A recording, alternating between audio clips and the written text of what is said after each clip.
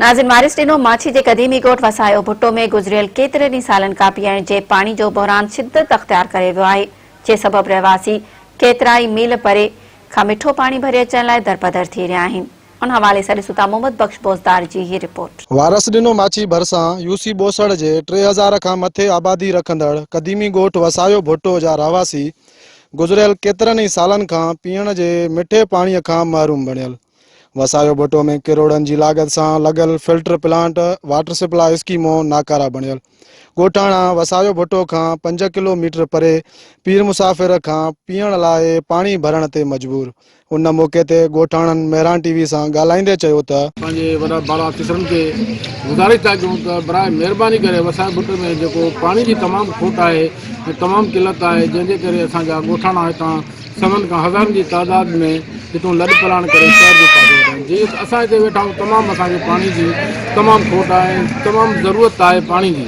जीअं त असां आला ऑफिसरनि खे, पंहिंजे ज़िले ऑफिसरनि खे, पंहिंजे मिनिस्टरनि खे, पंहिंजे वज़ीर आला साहब खे, पंहिंजे आसिफ अली ज़रदारी साहब खे ऐं बिलावल भुट्टो साहब ज़रदारी खे अपील था कयूं बराए महिरबानी करे असांखे पाणी ॾिनो वञे ऐं असांजी लॾ पलाण में जान छॾाई वञे। अदाई पुराणो ऐं तारीख़ी ॻोठ आहे असांजो वसायो भुट्टो। तक़रीबन 50,000 घरनि जी आबादी ते मुश्तमिल आहे ऐं हीउ तारीख़ी ॻोठ पुराणो टाउन कमेटी बि रहियो आहे ऐं अल्हम्दुलिल्लाह हितां हमेशह पीपल्स पार्टी वोटनि में इलेक्शन में सोभारी थींदी रही आहे। ॿिया कमकार त पंहिंजी जाइ ते थींदा रहनि पिया, लेकिन पाणी जी तमामु खोट आहे।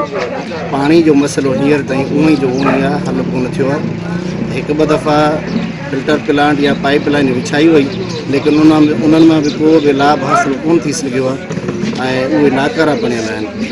असांजी वस वारनि खे, असांजे हिन PS10 ऐं NA 200 जे चूंडियल नुमाइंदनि खे ऐं वस वारनि खे गुज़ारिश आहे हिन शहर जे लाइ पाणी जो, मिठे पाणी जो जोॻो बंदोबस्तु करे हितां जे रहवासियुनि खे जेको आहे सहूलियत मुहैया कई वञे। ज़रूरत जी ॻाल्हि उहा आहे त हिन जदीद दौर में बि वसायो भुट्टो जा रहवासी जेके साहिब हैसियत आहिनि उहे भाउ ते पाणी ख़रीद कंदा आहिनि ऐं जेकी ग़रीब तबिको आहे उहो खॾनि ऐं खूहनि जो ज़हरीलो पाणी वापराइण ते मजबूर आहिनि।